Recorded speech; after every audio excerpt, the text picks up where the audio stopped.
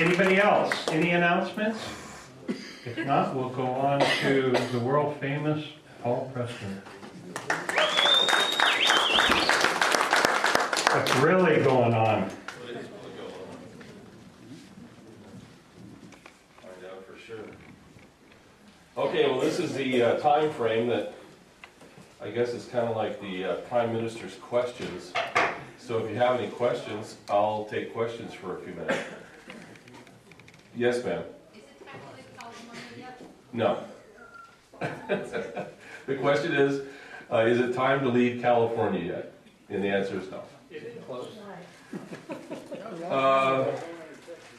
I chose not to leave because this is my home, and I'm not going to let them have it. Exactly. Yeah, what are your thoughts on what we can do locally and nationally to take control of our schools and get rid of the socialist, liberalist, progressive establishment? Very good question, and having been in education for 41 years, I have some solutions. The first thing we need to do is make sure our kids do not go to the University of California any longer. Because apparently, the University of California has no use for California kids in their system. I don't know if you know this or not. I'm just being blunt. But the UC system, the CSU system, puts California kids at the end of the line. It doesn't matter if they're 4.5 GPA, they've got all the requirements and so on. What it matters is how much money that comes along with each student. So they just carry the regular freight for tuition. The California kids do. But if you're an out-of-state student or a foreign student, because you pay more because of out-of-state tuition, you go right to the front of the line, right to the front. That's the way the system works. It's very much corrupt, very much. And a lot of people, I had Daryl Hawamoto from UC Davis on my show, we've talked since. He's the one who was with Alex Jones and talks about the UC system being the actual tip of the spear for the New World Order people. That's why Janet Napolitano's there. Exactly, that's what I was just thinking. So, and of course, the interesting thing is that Janet Napolitano has her eyes all over the UC system pension plan. They're looking to fleece that plan. Another question from the lady in the back. Today I saw that one of the UC schools did the call to prayer for the Muslim call to prayer. Did you see that? Was it UC or was it Duke tried to? Yeah, I saw Duke did. No, Duke tried and they stopped, but UC and California did. That was on Facebook today. Yeah, I'm not aware of that. I certainly would object to something like that. But colleges and schools, that's the thing, they can do what they want to do, but that's the kind of corruption that's going on all throughout the UC system. It's replete with it. And I think Daryl Hawamoto would say that, in fact, he does say the same thing. He's kind of like a big target now. He's at UC Davis, he's head of the Asian Studies, he does an outstanding job. He believes in chemtrails. In fact, what he does is he takes his students outside on a heavy chemtrailing day and says, okay, what's happening? Look up. And shows them the whole thing and talks about it. So he's a little bit different than your normal Asian studies professor. Anyway, I want to get back to the question about education, because there is something we can do about Common Core anyway. And that's coordination authorization. Are you familiar with that? No. Who's heard of that? Bill in the back. What do you know about it, Bill? It's an act that requires the federal government to coordinate with local governments in order to not affect them in any negative way. Yeah, I'll kind of give you the rundown. Write this name down, Fred Kelly Grant. Yeah. Right, Fred Kelly Grant. He and I have gotten pretty close in the last 2.5 months. And I've got a nice YouTube of him on the website right now. He's been on my show 3 times. We'll be on it again. And if you want to stop Common Core, you use authorization, or coordination authorization. Now what this means is this, and this is a blockbuster. If a school district, or let's say any organization, such as a county office of education, school district, any place where there's elected officials, and they want to become part of a federal program, or the federal program wants to foist itself, I think that's probably the best way to put it, upon the federal or the state or local entity. They can't do that. Now, Common Core was foisted upon every school district in the state and throughout the nation. I mean, the way it worked is what happened like in Texas. I think I've relayed this story many times on the radio. But Johnson was his name. He was the superintendent of public instruction. And he gets a knock at the door, his office. Secretary comes in and says, Dr. Johnson, we have a couple of guys from the Department of Education from Washington, D.C. here to see you now. Where's their appointment? They don't have an appointment, but they want to see you. So this is how it worked. They walk in, they give him a piece of paper and said, here's your piece of paper from the federal government saying you're signing over 10th Amendment rights from the state of Texas to the federal government for education. And all you need to do is just simply sign. We have your name and everything all together here. You just go ahead and sign it and it's a done deal. And you'll accept Race to the Top and Common Core. No other discussion. You know, how'd you like that? Well, you know, in education, there's a process to change the school's curriculum, right? So he said, well, hold on here. And they say, well, and by the way, if you don't sign it, the chances of you losing additional federal funds is great. See what they did? So he says, well, let me tell you the way we do it in Texas. We have a process. We run it by committees. We have parents involved. We have teachers involved. Heck, we even have students involved in these processes. And it takes us years to develop standards and years to get to these curriculums. And then we make a decision in Texas. Now you can go to that door and leave. And that's what he did. Okay. That is not the way it works with all these small districts and states who get overrun. Oftentimes the officials don't know that they can say no. Now part of this problem is this. If the federal government wants to do that, what they have to do, or any state government entity that takes federal funds, what they have to do is they have to go into that entity, that organization, that county group, or that city group, or school board, and they say, we need to coordinate with you, because that's what the law says. There's 2 statutes in federal law that says you have to have coordination authorization. So the federal government needs to coordinate how these laws are going to be imposed, if they are. Without that, they can't do it. So we have a nice little organization called CARB. Heard of CARB? California Air Resources Board. there's the man who pays the CARB bills.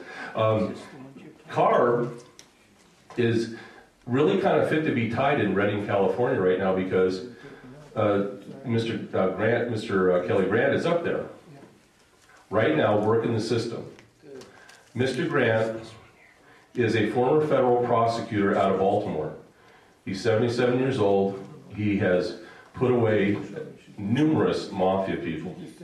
He's also done maybe about 7 or 8 cases against the EPA and other federal entities representing states, and he's undefeated against them. And the reason is because they did not do coordination authorization. They did not sit down with the entity and come up with some sort of plan and coordinate their activities. So he ends up taking them to court, and they always lose. Forget the science.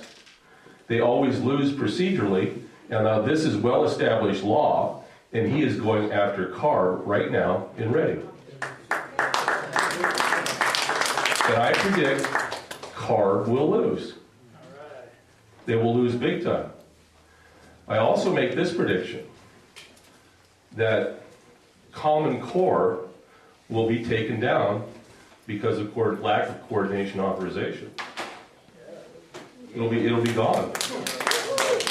Now listen, let's not tell the left this is going to happen. Of course, if you listen to my radio show, it's already out. Thomas? You can practice non-compliance with CARB also, or any other illegal. That's correct. And Thomas, I don't know if he does. I'm sure he knows people who do.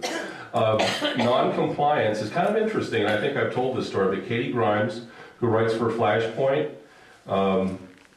also a very good friend of Stephen Frank, who just left.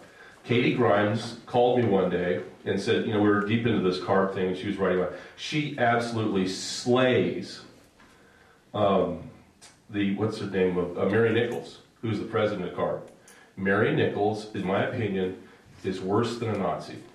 I mean that. She's a complete dictator.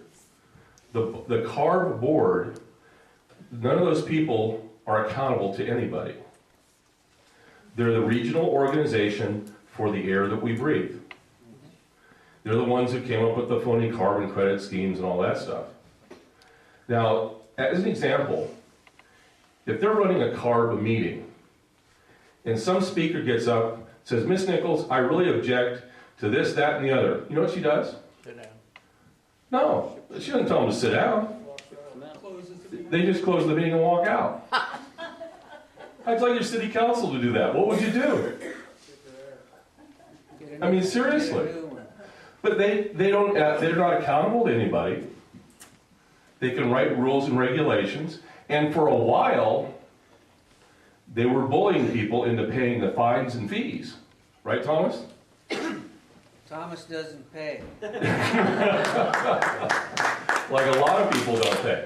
Because this is the deal. They have no authority to give you a ticket. They have no authority to exercise anything that they do. But Mary Nichols, she'll call these people and say, hey, you got to go down and arrest so-and-so. Or you've got to fine all these people, go out and get the money from them. Or you've got to pull over truckers who don't have the right exhaust equipment and fine them, give them a ticket. So Katie called me and said, what do you know about the Highway Patrol giving tickets to truckers? And I said, well, it probably happens all the time. But for CARB regulations. And I said, well, CARB can't, fine anybody and then enforce it. They have no enforcement ability. Well, that's what they've been doing.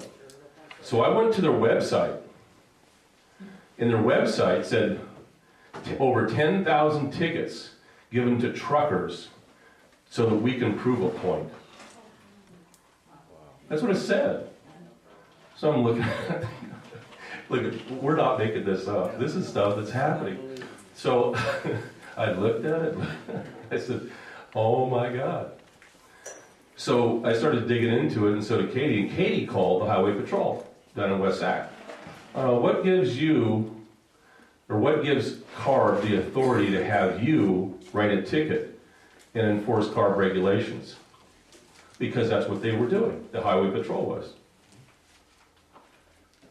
The spokesman said, I'll get back to you. So a couple of days later, she got back to him. I'll get back to you. So she called me. She says, can you call me? Sure. So I called him. We'll get back to you. Now this is all reverberate. You know how this goes with the Highway Patrol and all this. It's starting to reverberate. So finally I call a guy I know in West Sacramento. And I said, so-and-so. I said, hey, what gives you the right or the authority to do this? Paul, I'll get back to you. They're no longer giving the tickets.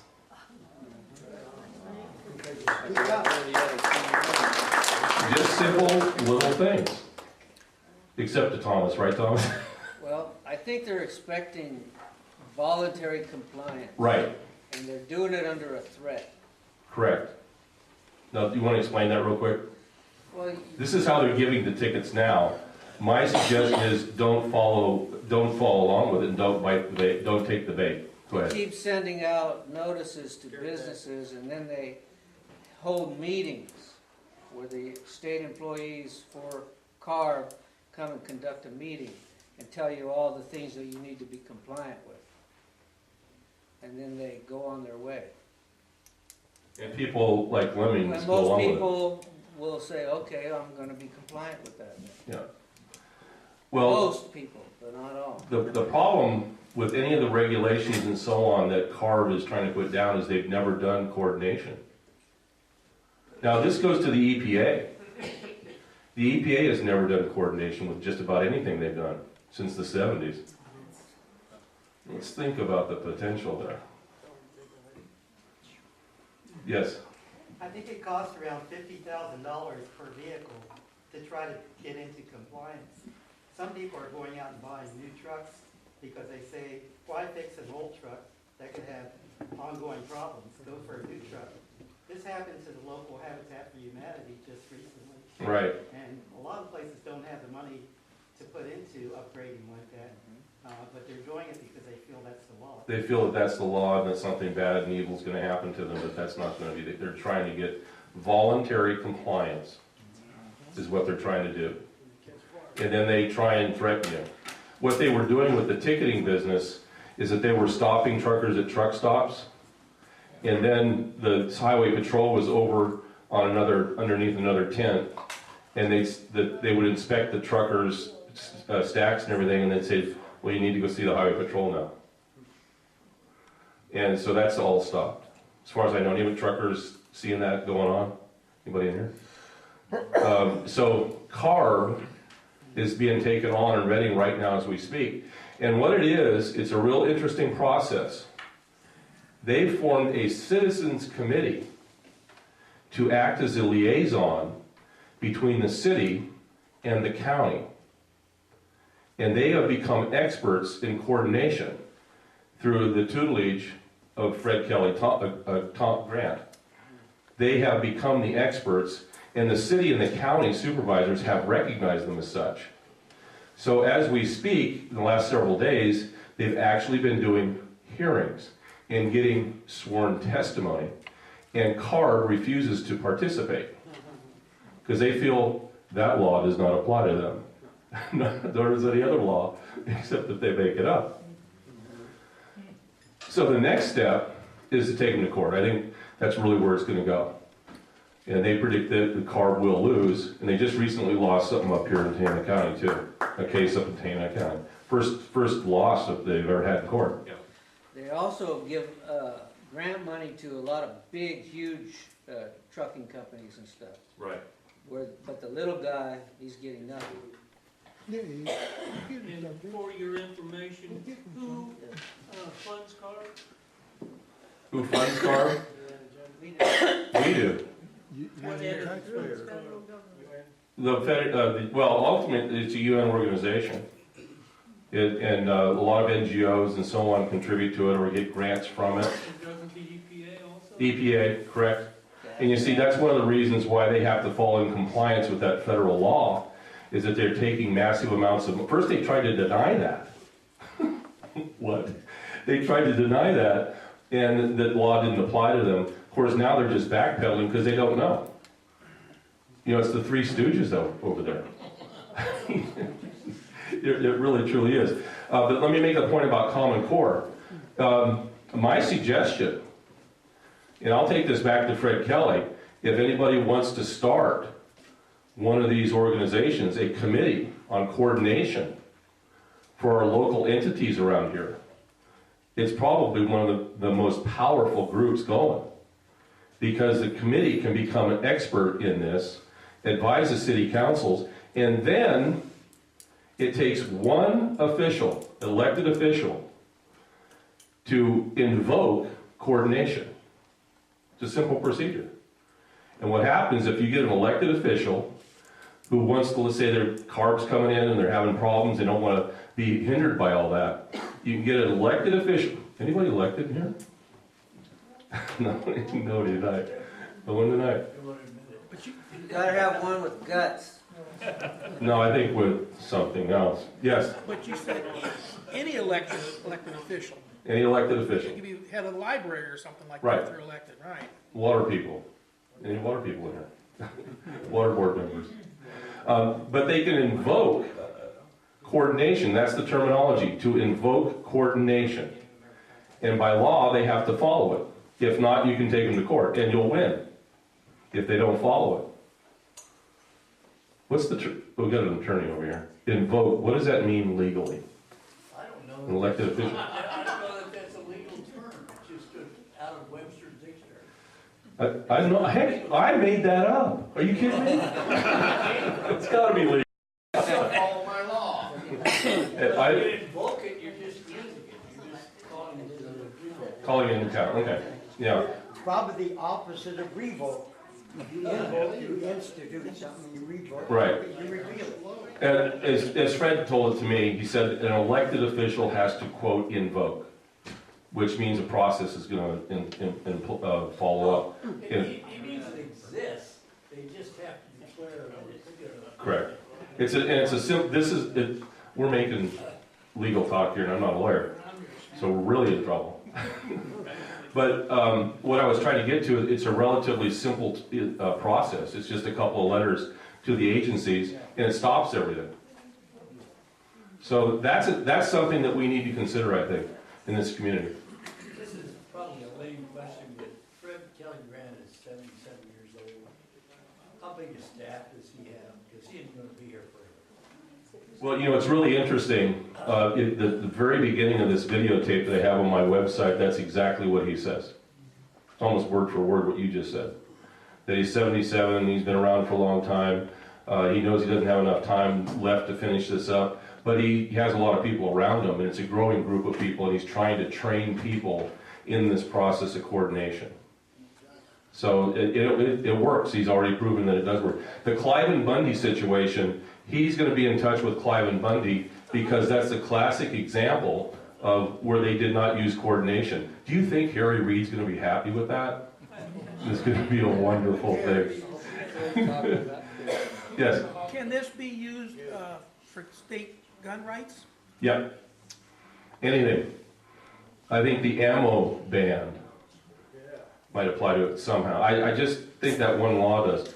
Okay, I want to talk quickly about George Soros. Oh, I'm sorry. I just wanted to say that the Common Core is only an extension of No Child Left Behind. It needs to go further back. Well, it will. You can still, with the coordination, stop the assertion that Common Core has to be put down in our district, because there's not a district or any state entity that's ever coordinated Common Core ever that I'm aware of in the whole nation. Certainly hasn't happened in any school districts. Now, what's happened with California schools? Brown was smart because he doesn't like Obama.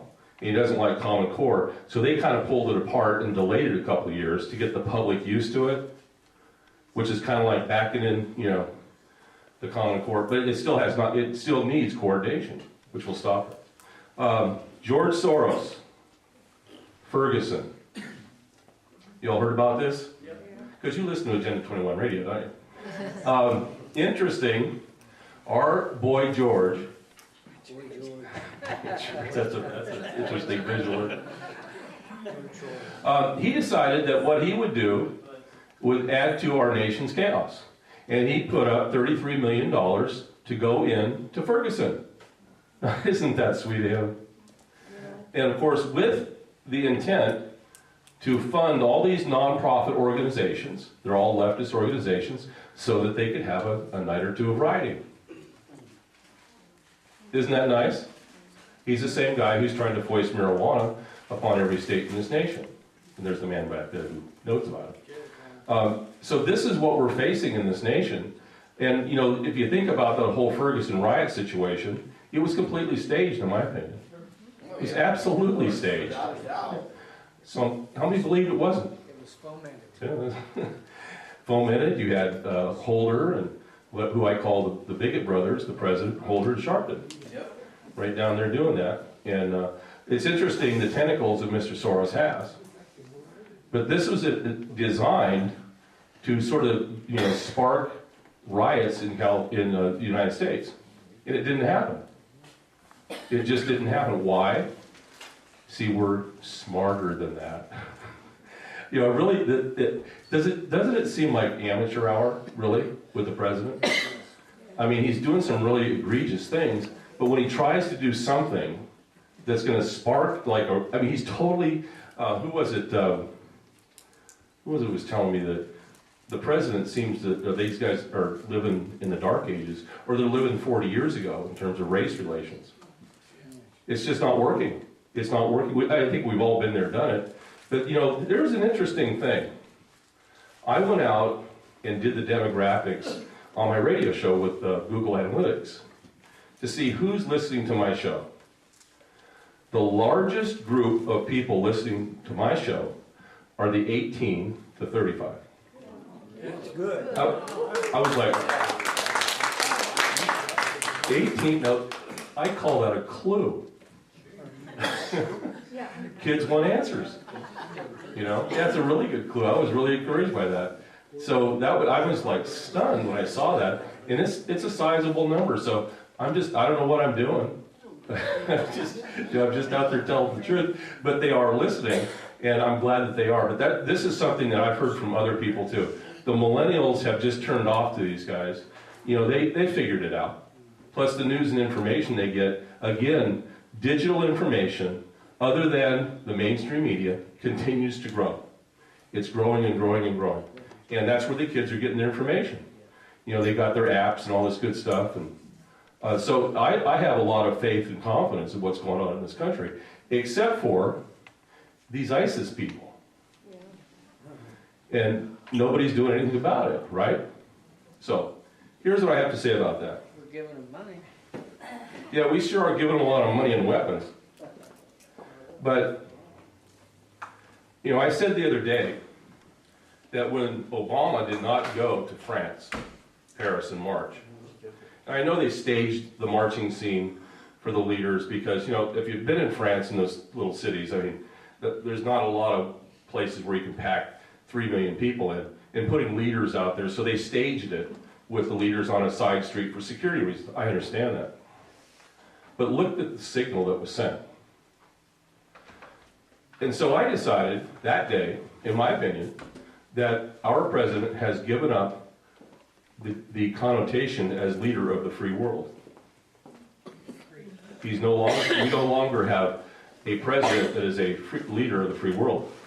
So my feeling is we are the leaders. And there's a lot more of us than him or his minions. And so I say that we, the American people, are now the leaders of the free world. And our younger kids are picking up on it. That's just the way I feel, but we can no longer depend upon leadership. And this goes, I think, even further down the road, because leadership has to come from us, not from the president. Paul, that sounds constitutional. I hate it when that happens. I hate it when that happens. But I just wanted to mention that, to sort of empower all of you guys, because empowerment is what we need. A belief in ourselves, because they are absolutely, from around the world, trying to pound us in the ground. Have you noticed that? Yes. Yeah. That's all part of their strategy. So I'd say get over it. Just know that that's what they're trying to do. Don't believe it. Don't listen to it. Turn it off. Because they're working overtime. They even have the Pope involved. What's up with that? Wow. What's up with that? He's aligned himself with the president. Have you noticed that? How many can think of what he's aligned himself with?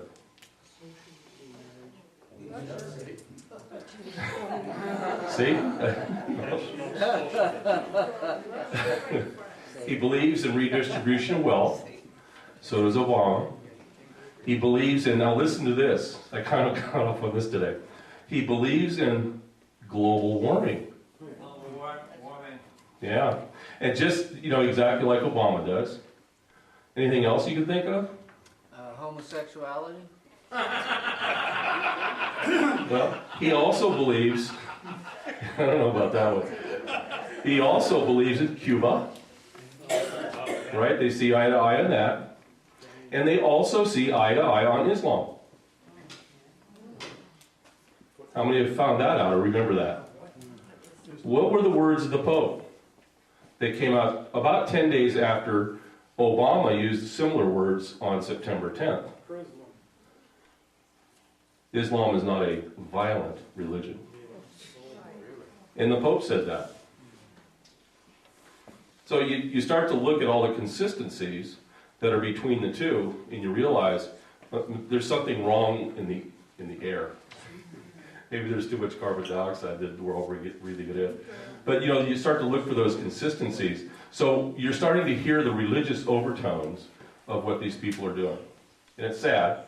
But, again, don't be discouraged by that. The Tea Parties, we are their enemy, clearly. We represent the biggest obstacle to these people trying to take over our country. And it's a simple factor in these meetings. And we talk and communicate, go figure. And we believe, right there, but we also believe in the Constitution and our amendments. And they don't, and they're trying to take them away from us like crazy. I mean, what's happening right now? What was Charlie Hebdo all about? Freedom of speech. And they're attacking it. Now, the president feels it's appropriate to attack our First Amendment right. So, he also feels it's appropriate to attack our Second Amendment right. But, like I said, I'm encouraged. Because anytime he attacks our rights, we just make better use of them. And more use. Everybody who's out there writing blogs, I mean, that number has just skyrocketed. The more he tries to destroy our constitutional rights, the more we take advantage of them. I was going to ask Danielle, she's not here now, they're about sold out of guns over there. They've had a run on guns now for about the last 40 days. And it's not just Shooter's Paradise, it's everywhere. So people are exercising their Second Amendment right. Don't you just love the way we Americans perform? I mean, really. Okay, any more questions or anything? Have you heard about the fence that Saudi Arabia is putting up against ISIS? Yeah. Why don't we do something like that on our border?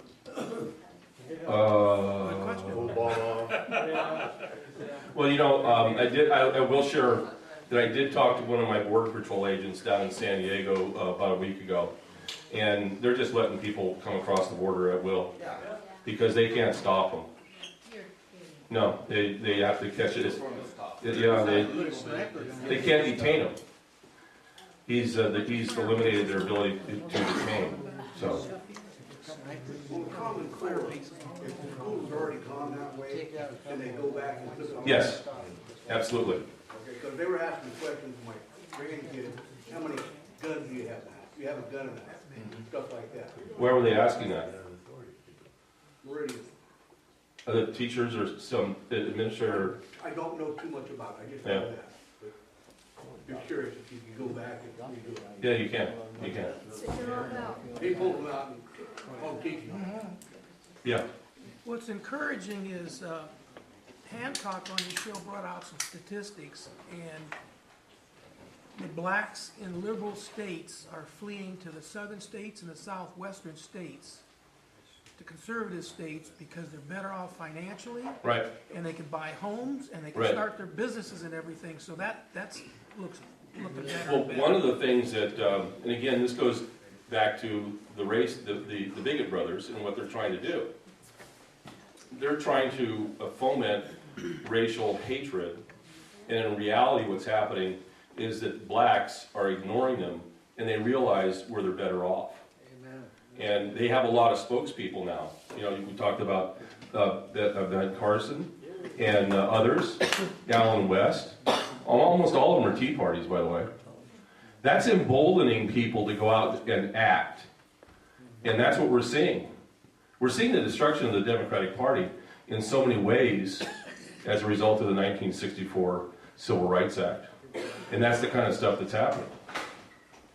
Also on YouTube, there's a ton of black guys that are speaking conservatively. Yeah, was it C.T. Thompson? I'm just talking the average just guy. young people. Yeah. 20s, 30s. I mean, getting up there and just. That's the new stream media that's going on. I think it's C.W. Wilson is his name. He's the guy who drives around, he's got the big glasses, and he rants and raves. I just got picked up by a new radio station out of Pennsylvania. It's a digital station, and goes to, I'll get about 2,500 to 30,000 listeners, just depends on the hour, off of digital. There's a lot of radio stations around here would like to have at least that. But he's on that with me, and so is Chris Hall. Yeah.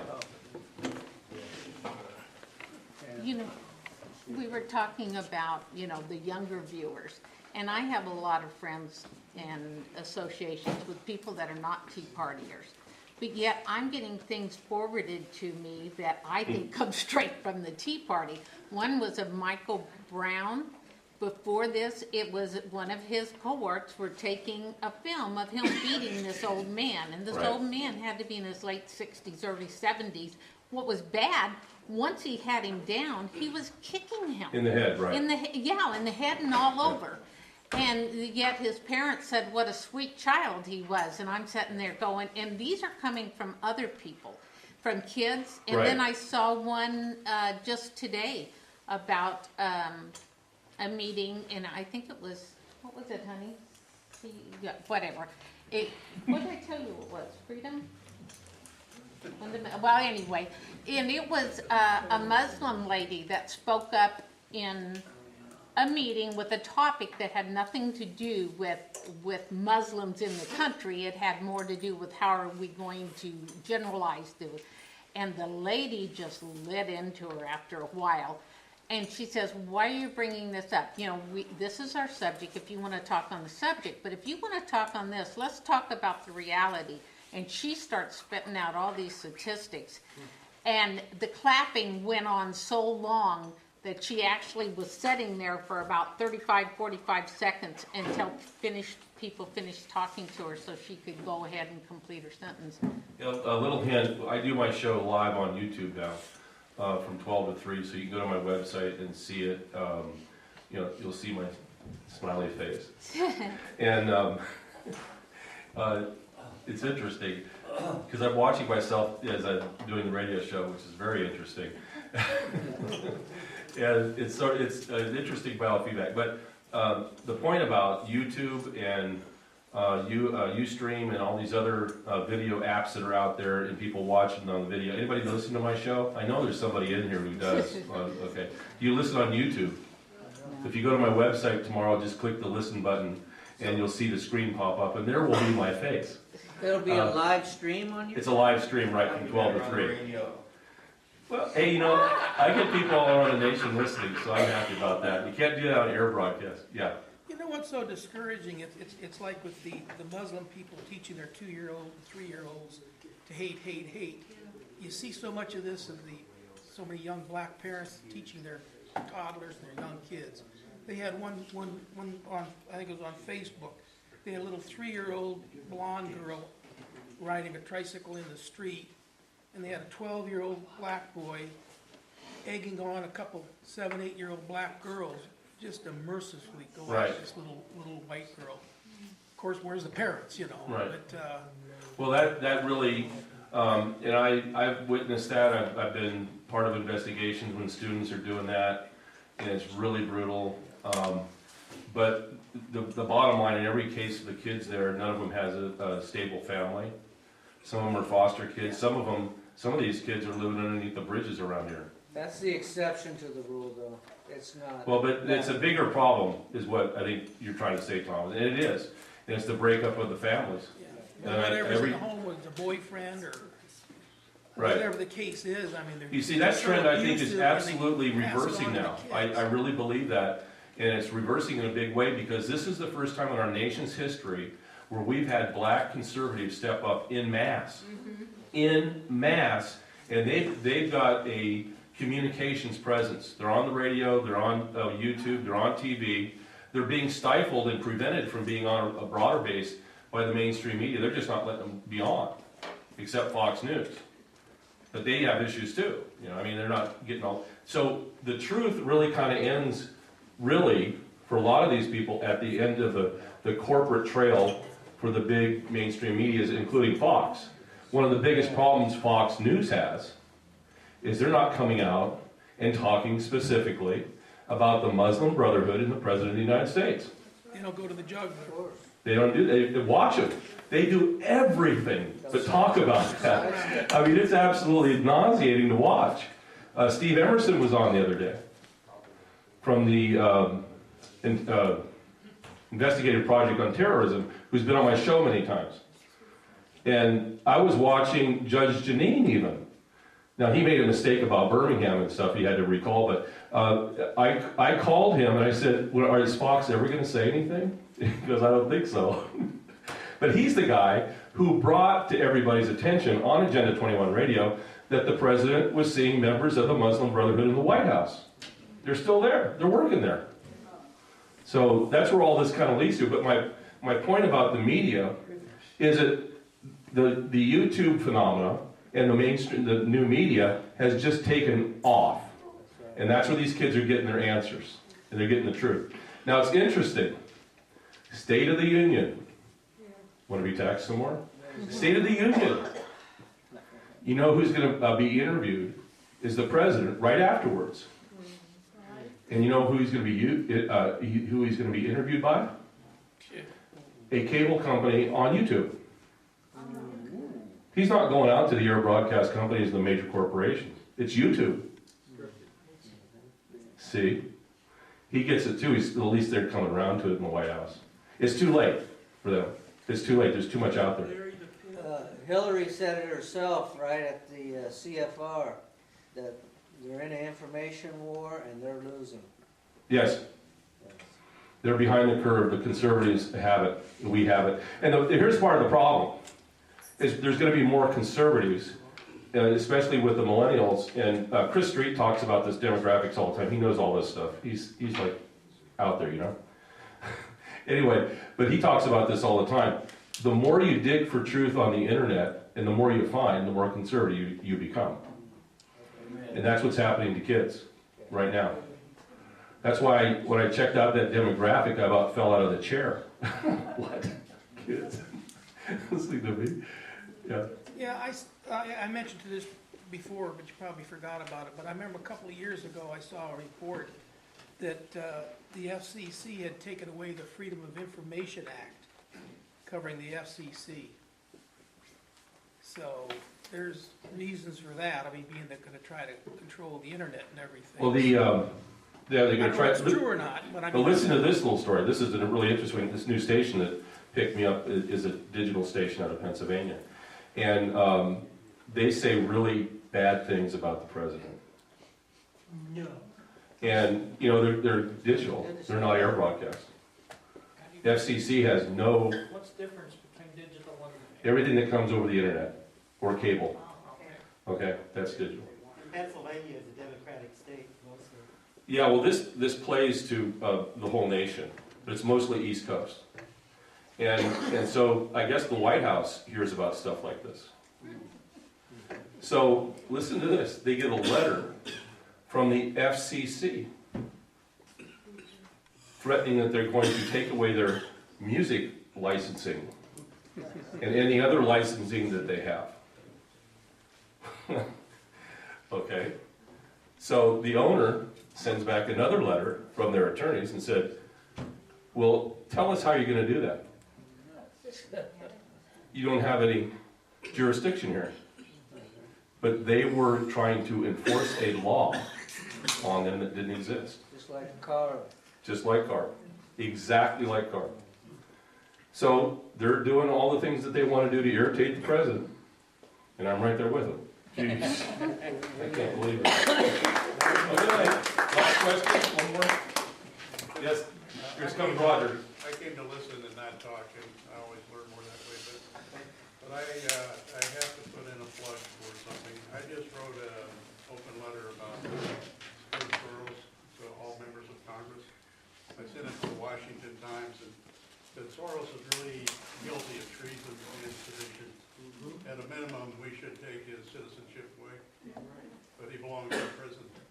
And I think the Ferguson incident, and now it's widely known that he spent so much money nationwide to make this happen. maybe as an opportunity.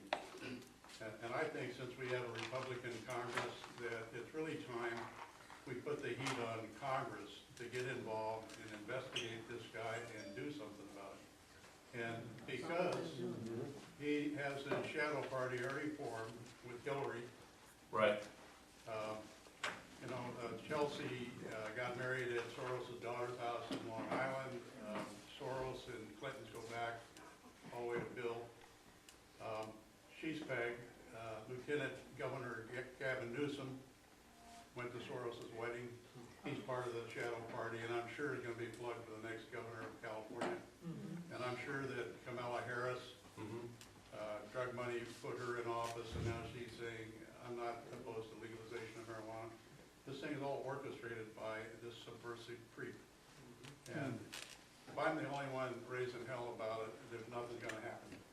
But when you plug it on your radio, I'm going to have another little talk with Stephen. I didn't want to get into it with him. But, I have too.